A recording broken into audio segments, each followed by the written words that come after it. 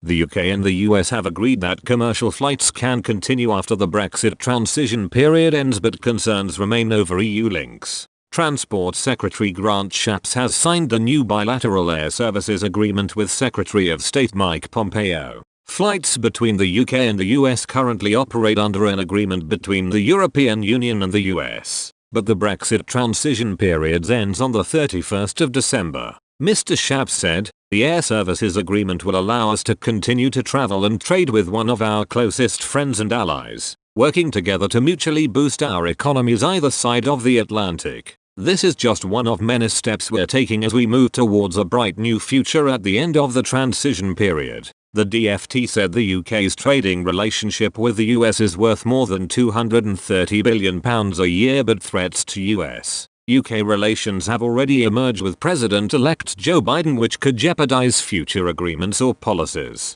The post-Brexit trade talks have entered into a decisive week, with cabinet ministers among those signaling that the discussions have entered into last chance saloon territory. Negotiations between Lord Frost and Michel Barnier are down to the wire as hopes of a deal are balanced. Mr. Shapps hinted flights between the EU and the UK, unless the two sides strike a deal before the end of the Brexit transition period, could be grounded. Mr. Shapps stressed, "We're seeking arrangements that will maintain connectivity. We expect the EU to bring forward contingency measures, as they've done before, to ensure flights will continue if negotiations are unsuccessful. Of course, we would look to reciprocate that." Negotiations, as you know, have intensified in recent weeks, and although times now is tight, we remain hopeful that an agreement can be achieved. It's critical that flights between the UK and the EU can continue to operate as normal at the end of the transition period. Regardless of the outcome of these negotiations,